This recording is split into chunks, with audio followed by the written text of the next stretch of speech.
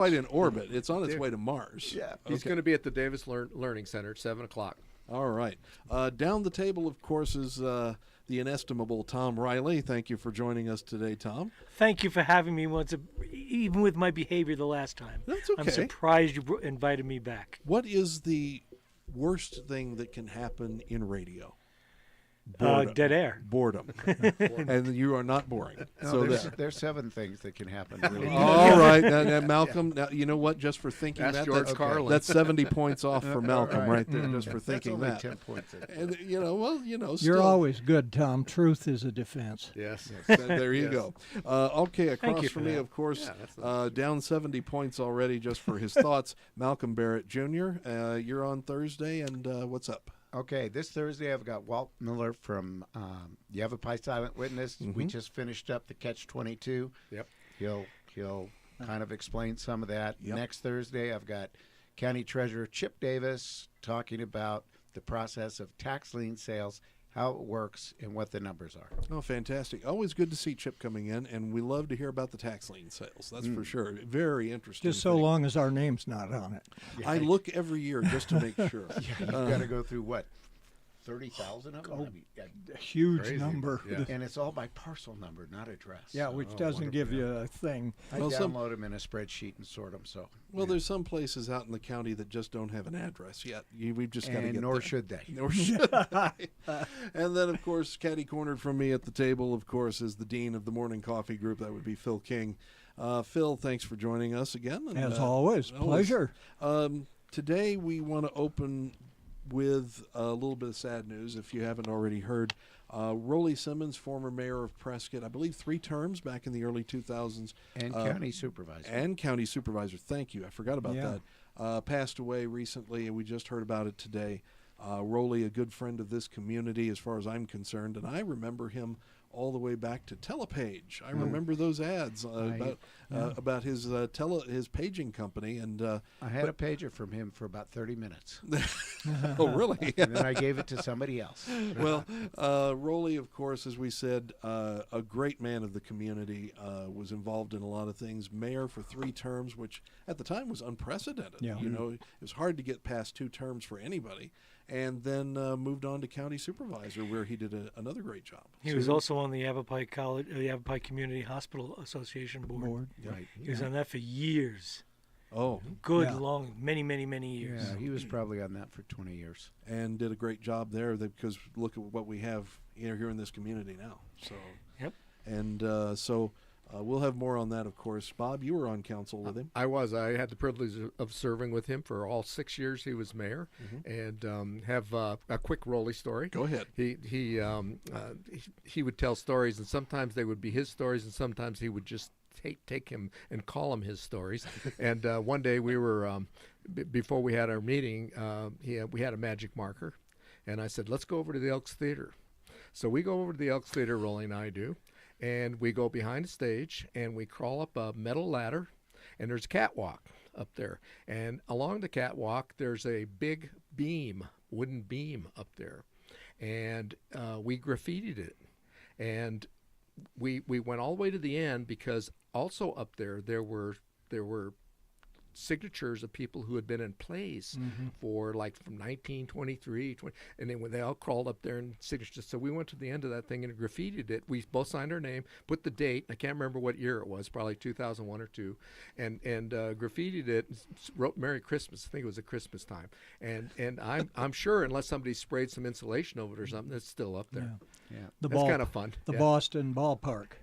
Remember the farm Inside the report. scoreboard, and they've run out of my room. goodness. Reilly called in to the station with the farm report and Yeah. that's commodity prices. Yeah. Yep. He Yeah, he he was a good guy. He was a farmer. There was that. Reilly, we miss you, and Yep. we hope Good that guy. everybody in town that remembers him fondly, and for all the good that he did here. And he did quite a bit of it. That's for sure. And Cal Cordes. And Cal Cordes, yes, we lost Cal about a week and a half ago. Cal, who just turned 98 back in December. I'll tell you a Cal story. Early 90s, yes, this dates me. The play-by-play man here was Chris Harmon, who was a great play-by-play person, and I was calling color. and we did a football game, and I guess we said something wrong about one of the officials and their calls, because the next Monday morning after the game, here comes Cal walking into the lobby with a folder in his hands. He says, "Boys, we need to talk." The rule book. Here's the rule book. Yeah. And he straightened us out, but he was a great person. I'm proud to have said that I'd known him for 30 years, and what a great person he was. The remembrance of him will be at the end of March at Prescott High School Gymnasium, and I'm hoping that we can get everybody in there. I doubt it, but we're going to try, by golly. You know, he had a little exercise thing he'd do on a particular night during the week, and if you wanted to, anybody could go. And I can remember being up there one time, and I was doing sit-ups or push-ups. He had the basic stuff, sit-ups, push-ups, and I was jumping rope or something, and I got it all tangled up, and he looked at me, and he said, "You wimp," he said, Get going. He says, "You can do better than that." And he's over there, and then he'd walk off, and he'd yell at you for a while, and he'd yell at you for a while, and it was just he all always fun. asked me, "Well, when did you play for me?" Yeah. Cal, I never played for you. You're a basketball coach. But it was always fun. It was always fun. I first met him in '66, and was fantastic. I have a huge amount of respect for him. There's a couple of other guys that we know. You and I know, Mel, that were actually coached in high school by him right here at Prescott He High. remembered everybody. Oh, absolutely. Never the guy forgot was incredible. Well, you remembered me, and I wasn't even there. He was great. Well, Cal, I will tell you a little story that I heard one time, and I'm fairly sure it's true, as I understand it. Kelly could tell us for sure, because Cal grew up, of course, in Cordes Junction, where his dad and his grandfather kind of ran things over there. Interesting name for the town. For Henry Cordes, his brother. Amazing how that works. His grandfather, actually. And I believe when he was about 12 or 13, that's when the family moved to Wickenburg. Well, before that, one of the things they had there was an auto shop. And a car from Phoenix broke down there one time, as the story goes. And they had a small family, there. And as it was in the time, the auto parts store isn't around the corner. You had to get a part delivered from Phoenix or Prescott or something like that. So the family had to stay there for a couple days.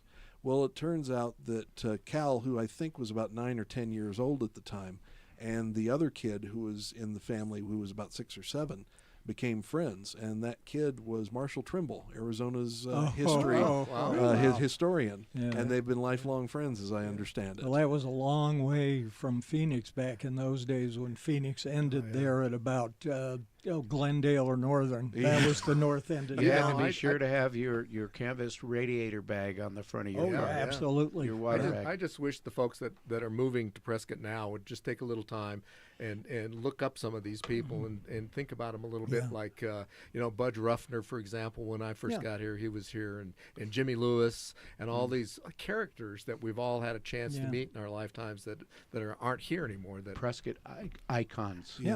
Just fun guys. Elizabeth Ruffner. Elizabeth Ruffner's another excellent one.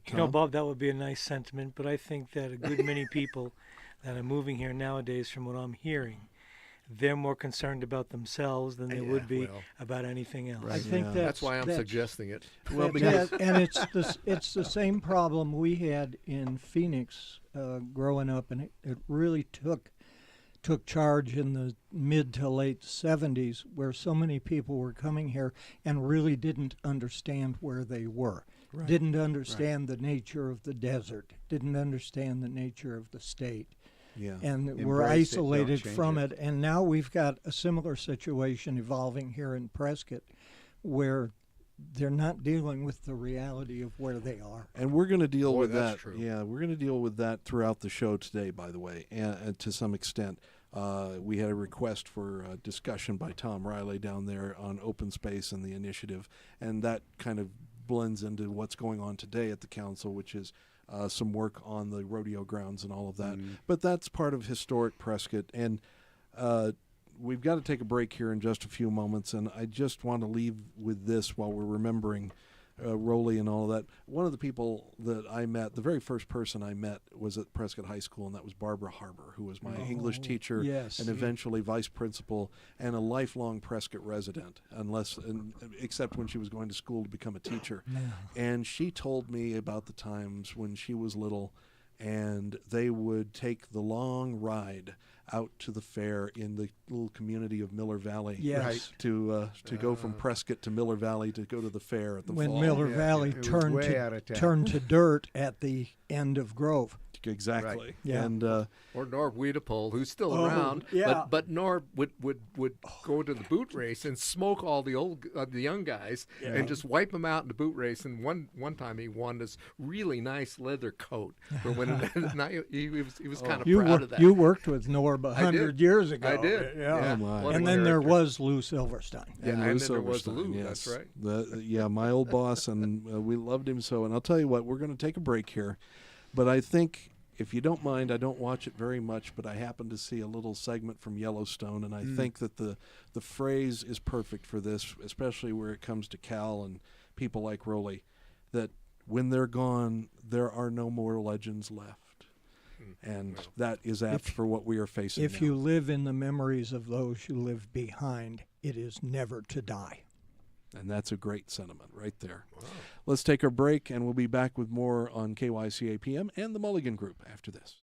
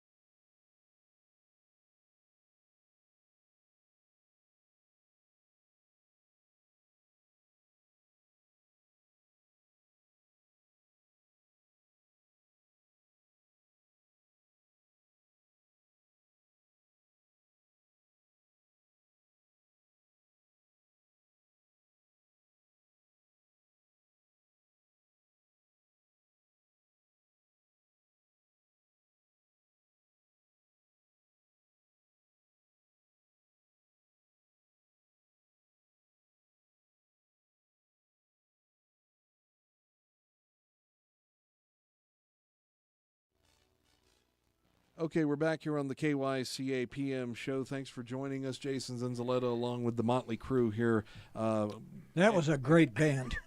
Was it, though? Can I be Nikki? Ask Can I be Rust about Motley Crue. Yeah, I know. Can I know. be Nikki 6? No, you cannot. I can't be? You know, Nikki too over here nice. is, of course, Malcolm Barrett Jr., Bob Brecker, Phil King, Tom Reilly, and myself. As we have been talking a little bit about old Prescott, now we need to talk about new Prescott, or at least how people take a look at new Prescott when it's new for those people who move here. People who've never lived more than 5 or 6 years in the same place their entire professional careers. Yeah, That's true. there's a lot of that, of course. I mean, it's a way of the world right now. That tends to be the 3.5 years now is the three, average. yeah, time. 3.5 to 5 years. Everybody moves. It's Really? Yes. no roots. It's amazing to Until me. they come to Prescott, Arizona. Yeah. Yep. And Happened then, to me.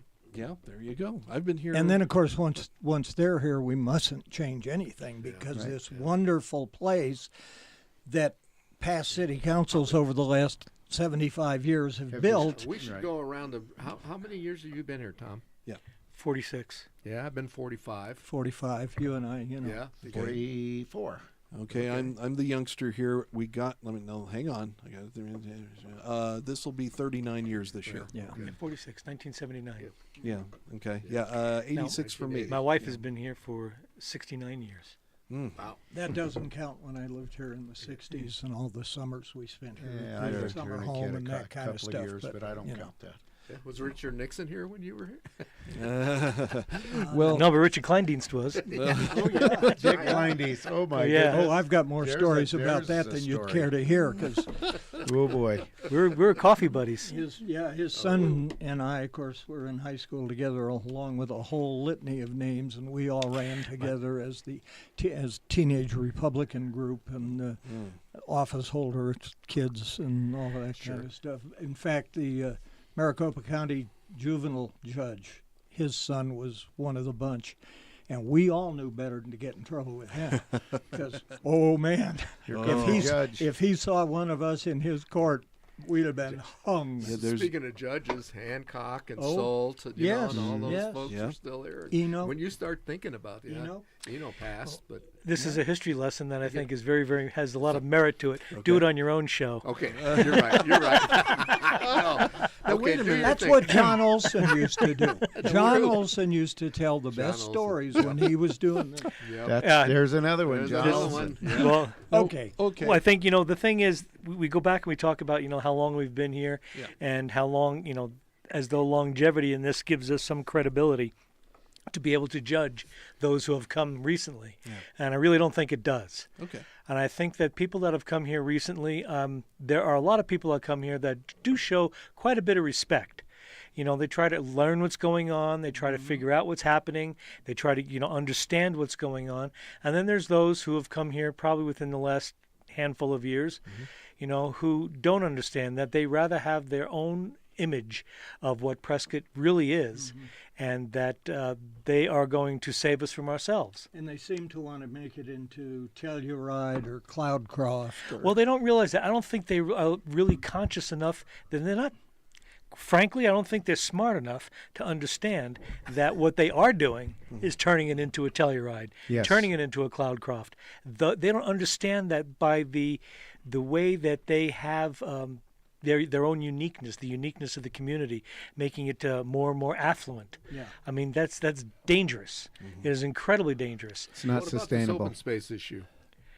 Oh, that's part of what gets me going and gets my blood boiling in the morning. Absolutely. Well, the open space doesn't take much time. No, well, and for people to consider that as though it is the top sole priority of the city of Prescott is to grab every last acre of that's undeveloped out property there. to preserve it. How much is enough? 250,000 acres? Well, that's how big the national forest is right here. Yeah, I mean, you're right. Well, look at Central Park, New York City. Yeah. What? An acre and a half? No, it's a section and a quarter. It's about 800 acres. Yeah, so I was going to say it's close to 1,000 acres. Yeah. Yeah. At any rate, though, the point being there's an initiative that's trying to be pushed forward that is going to save all open space in perpetuity and as a charter amendment. Okay. Now, that sounds great. On the surface, it sounds real good. When you drill into it, though, you drill into a whole litany of what happens if. Mm-hmm. And there are a lot of unintended consequences that come along with doing these kinds of things. No easements, no utilities, nothing going through these things. Well, there may be times when it may be in your best interest to do that. I mean, right now, Bob, you were just talking about how the Yavapai Homeowners Association is looking for a northern escape from Yavapai Hills. Yes. And the people didn't even think that perhaps the Sundog Connector might be able to contribute in a positive manner to provide some of that. But nevertheless, if they do that, they realize that some of the open space they'd have to go through they're not going to be allowed to. Mm-hmm. You're not going to be allowed to put that road through there. Had that happened, say, 40 years ago, okay, Pinion Oaks, Prescott Lakes, Eagle Ridge, none of those would be here. None of it would exist. Because those would have been open space in perpetuity. And by the way, half the people that are complaining about it wouldn't be here because there wouldn't be any place to come. Now, Malcolm, I was hoping you wouldn't make an argument for that to go forward. And to get to your industry, if you can't build new houses, what happens to the price of the existing houses? They go out of sight. Yeah. Have it been home shopping in Telluride lately? And to be honest, if you go in any direction outside of town by about 2 or 3 miles, except toward Prescott Valley, you're going to be out in the middle of nowhere. Right. And we're surrounded by national forest. Correct. And state land and federal land that is not going to be built on. Right. That's why I would like to hear, first of all, a good definition of what these advocates mean by open space. Right. And then, how much is enough? Okay. Well- Now, very quickly, back to Tom.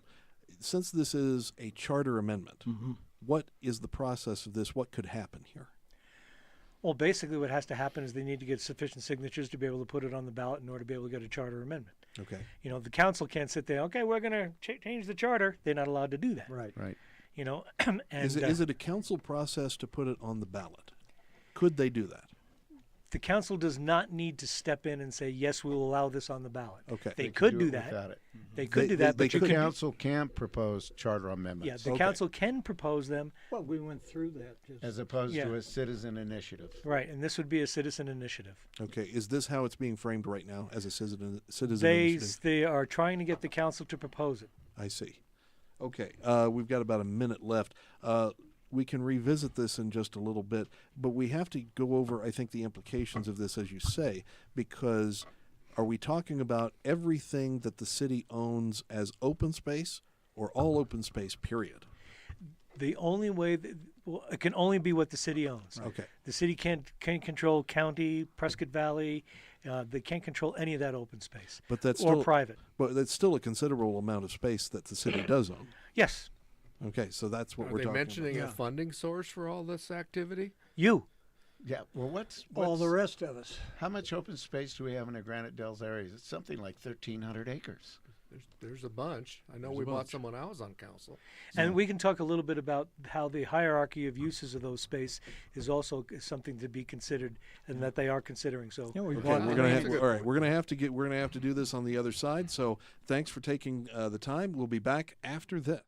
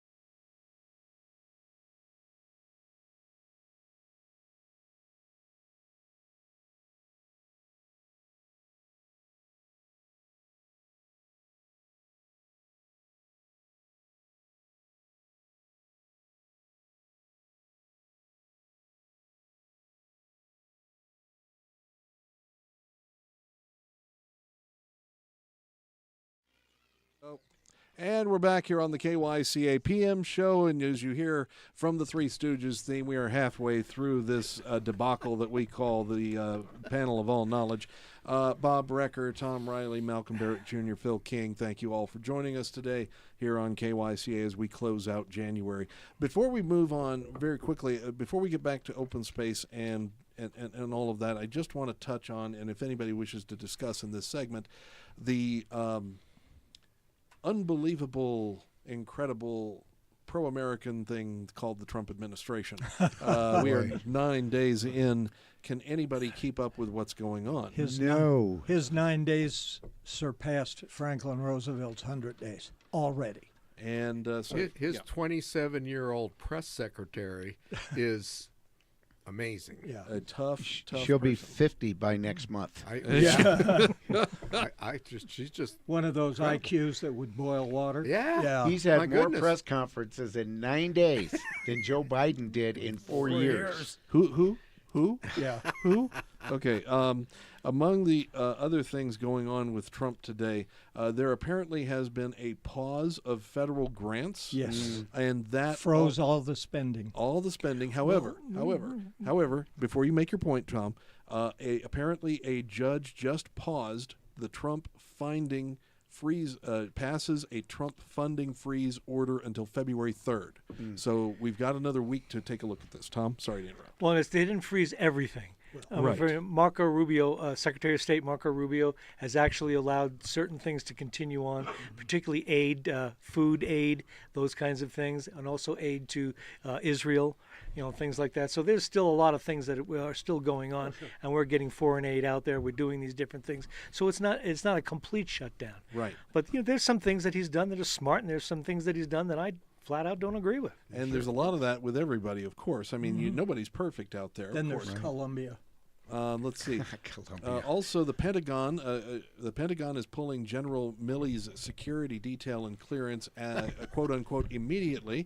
He may also face demotion in retirement. Oh, that would be very interesting. That's lose his brevet rank. Yeah, in Chicago, as of today, an ICE official has said, quote, "We're in a difficult situation because locals and the state are releasing the criminals before they can get to them." Oh my gosh. So that they can't deport them. Trump administration is also offering buyouts to government workers unwilling to return to the office. Right. The buyouts, apparently, they believe that, I'm looking at this, and forgive me, I'm just going through this very quickly. If you resign under this program, you'll retain all pay and benefits regardless of your daily workload until September 30th of this year. The overall thing, they believe the number of people who they believe are leaving will save the government by the end of the first year $100 billion. That's 8 months of severance pay. I realize that. Yeah. I have a source in D.C. works there in one of the agencies, I asked him about the get back to work, get back in the office thing, and he says, I'm a GS-12. It only applies to 13s and up. So he says, I work two days in the office and 3 days at home. Oops. Well, there's got to be some measure of productivity, because I'm sure in the private sector, a lot of private companies have gone to that because they have productivity level measurement standards. Mm-hmm. Yes. And if you meet those standards, sure, work at home in your pajamas. But if you don't, back to work. Back to work. Yeah. Well, there's something to be said, too, whether it's government agencies or private sector or anything like that. There's a synergy that happens when people are in the same room together. Yes. Or in the same office together. That's a good point. You brainstorm. Well, yeah, the brainstorm is and there's a different thing. You push that person a little bit, that person pushes you a little bit, and that kind of interaction that is missing is part of why I think he wants everybody to get back in there. Yeah. Well, look at this group here. How effective would this be, and what would be the interaction did if we all called in on Zoom and did the show? Yeah. Well, you'd be muting each other and stomping over, and the I'd whole be thing muted would, all the time. I would mute all four of you. I mean, come on that would now. probably be wise. I wouldn't be able to figure out how to get on Zoom. I'd win every time. Hello, can you hear me now? Yeah. I just came here from the Zoom meeting. My 14-year-old years ago now, he's 30, but he said, well, just Skype to so-and-so and so-and-so. And I said, what? Yeah. Everybody's doing video calls, FaceTime. Yeah, it's all this And now. Who does that? That's not me. I don't I keep know. it to my ear. I have They're an gonna see Android my phone, so I can't do tympanic that. membrane if they try to call me. Don't you know that the kids don't use a phone as a phone? I Mm-hmm. mean, come on. I mean, No, they don't, no. why would you? It's a research library It's and an a game. Leash. Oh boy. Want to get back to Trump, or you want to get back to open space? Well, we'll get back to open space in a second. I will. We'll take a break so that we've got plenty of time to talk about open Yeah, space. it's actually a huge issue. The ramifications are disastrous. Well, I just wanted to hit on Trump real quick. Yeah. And as for the phones, well, let's face it. If you use this properly, you have access to the width, depth, and breadth of all human knowledge. Correct. And I use it to watch cat videos and pick fights with people. Yeah. Well, No okay. social media. Now, Don't bother me with that. on Trump, Colombia, Yeah. the world is now on notice. You know, the guy wasn't kidding. Yeah. He'll really do this stuff. Well, and he sent his presidential airplane to come pick him the up. Colombian president did, yeah. You know? He caved in what, 2 hours, 4 hours, 37 whatever it was. minutes. Yeah. Just in time for Trump to finish a couple of holes of golf. Yeah, Yeah. wait a minute. I 'Cause got to it- make yeah, this it all putt. happened. He was on the golf course and talking to the All right people. all I can say is, folks, God bless America. He does more in one round of golf than Biden did in a week. Who? I'm sorry. Okay, that joke is ended. All Okay. right, we're going to take our quick break. Back to open space real quick because, as we've said, it is important. We're going to take our break and back after this.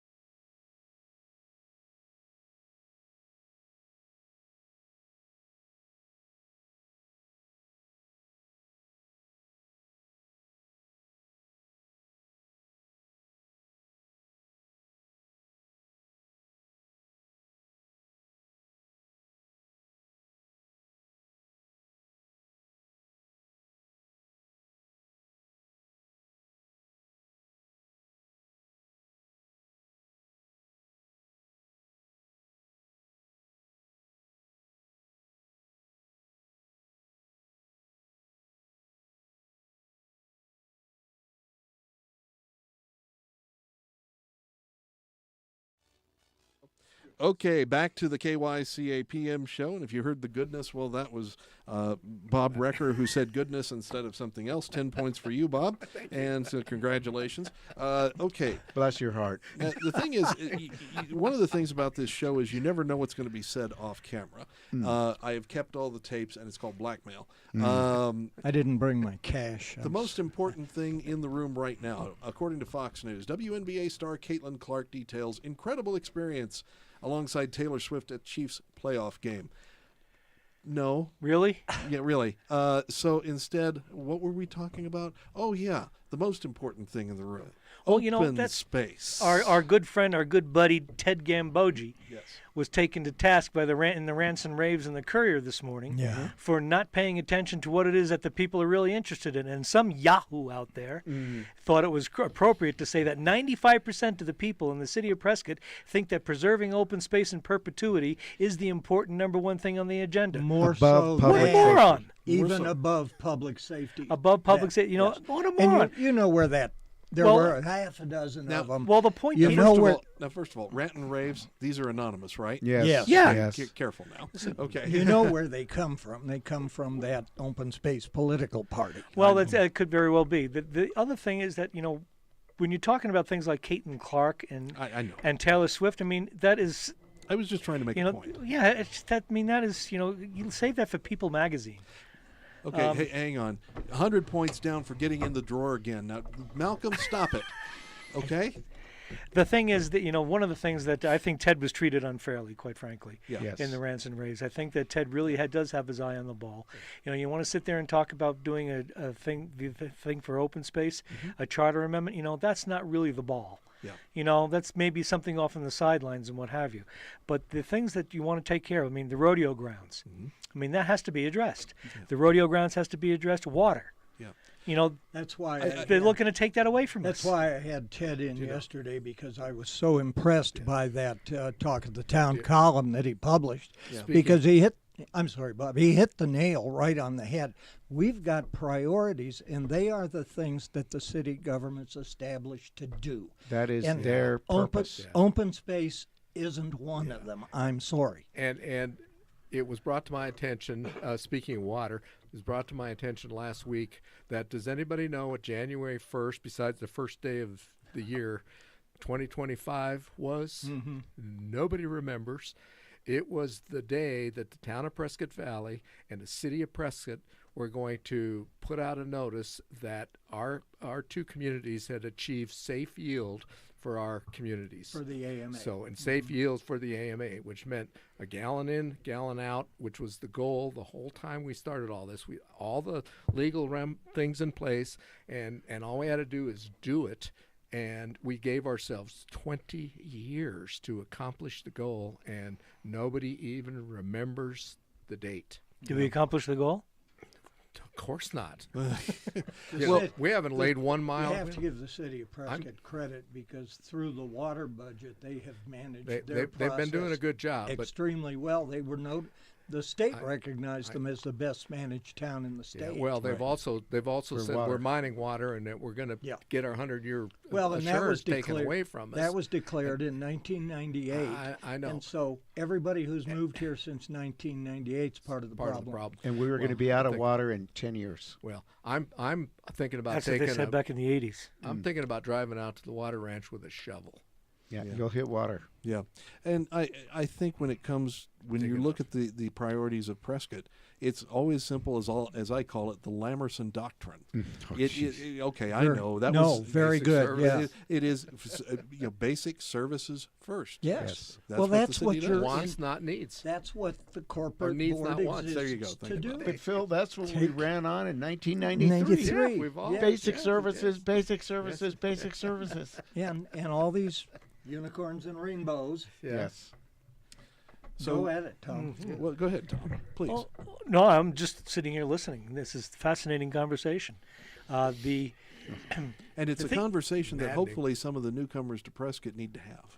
Well, it would be a good idea if they did. And some of our leadership is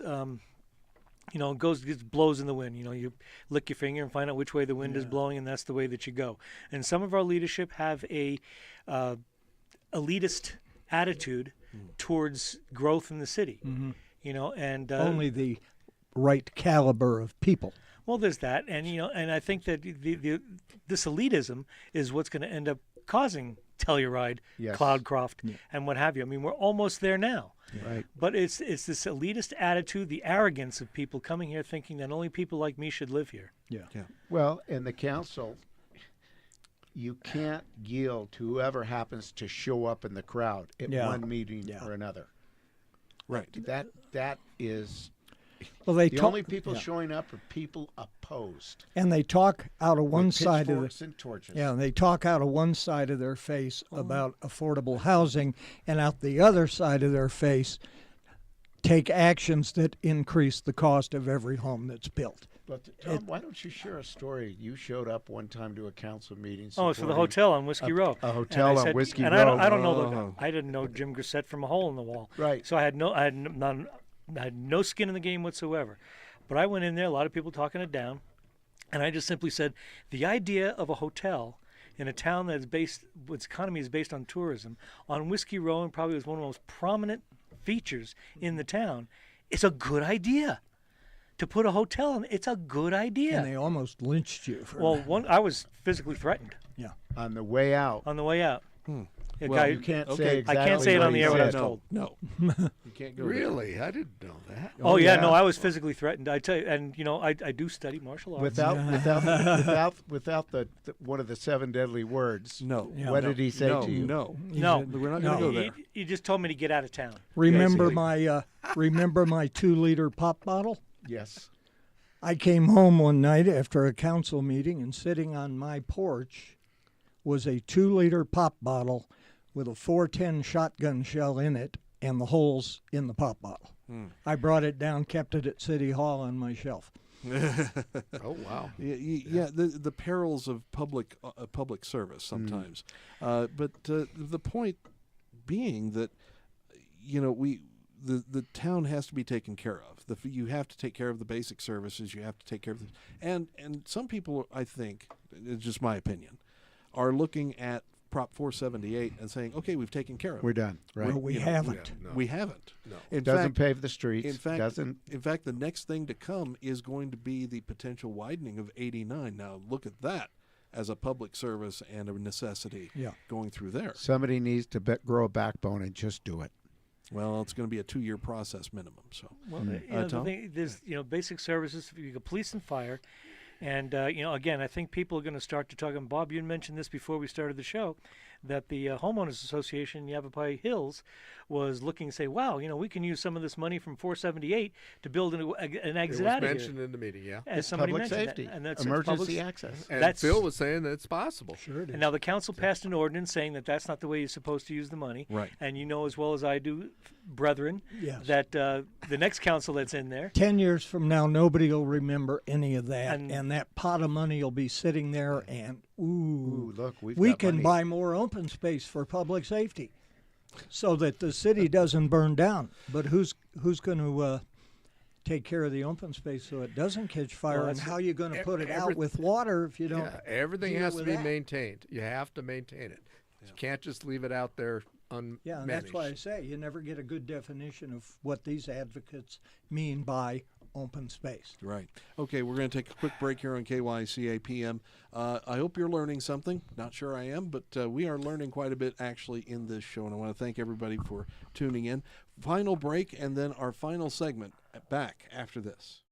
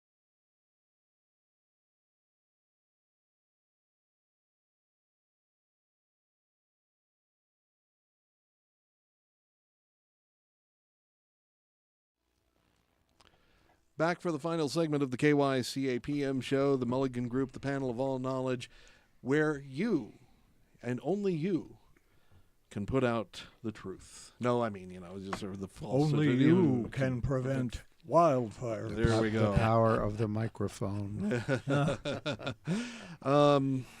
Any last thoughts on what we were discussing there, Tom, or anybody else in terms of open space? Well, What needs to one of the things- happen? Or one of the things, first of all, I think there needs to be an education process about what the implications are of this kind of a thing being a charter amendment passing.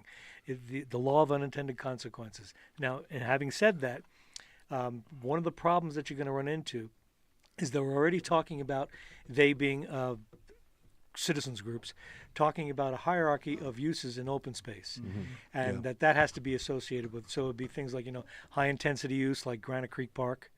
Then there'd be other uses, whether it's just part of the Prescott Trail, Prescott Circle Trail, or if it's going to be this, that, or the other thing, park cars on it, don't park cars on it, that kind of thing. You can walk through it, but you can't take a bike through it, all that kind of stuff. Yep. So there's going to be a hierarchy of these things that come in there. And again, you need to be careful of what it is that you do when you never say never. And that's what this ordinance would, that's what this would do. Yeah. It would say never.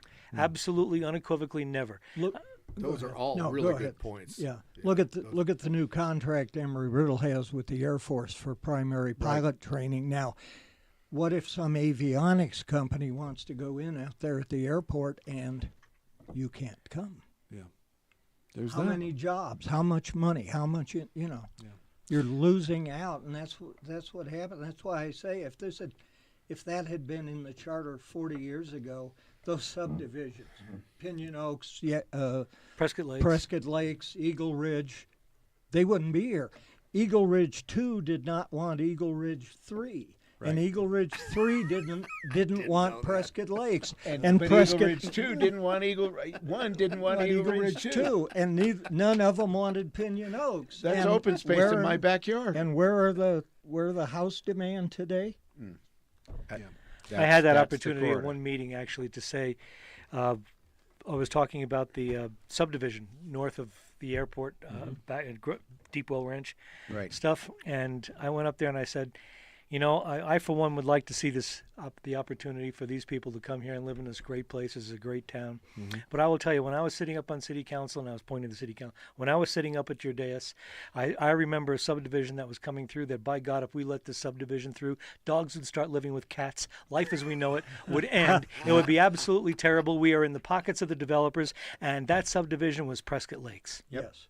That's right. Which was planned now 30 years ago and is not yet built out. Yeah. We're still only 70% built out. Yeah. It's which not. One, which is that? Prescott Lakes. Okay. Yeah. Where my horse lived and did a lot of things. We used to see antelope over there. I went dove hunting out there. That's another thing. You killed all the antelope. Chuck Shepard's. You ran the antelope off. Chuck Shepard's cattle that used to get out and wander around our yards. Yep. And they and my horse make the same kind of deposits where all those people live now. And I won't mention the archaeological sites. Right. Oh, don't poo-poo things, Phil. Had to do it, Malcolm. All right, Malcolm. You know what? You win today. That was a good comment. All right. You win. So I think what Tom's saying, what I'm saying, what we're all saying here is just pay attention to the ramifications, the implications of what you want. Be careful what you wish for. Yeah. You might get it. Yeah, that's right. We're going to end on that because we've got just a few minutes left. Any kind of predictions for anything at all, if anybody wants to go around the room and say what you think is going to be coming up, because we got a month to go before. I think people don't see history when history's happening. Yeah. I would keep your eyes on what's going on in the federal government for the next 4 years. It's going to be really interesting. 50 years from now, read the history books about it. That's for sure. Tom?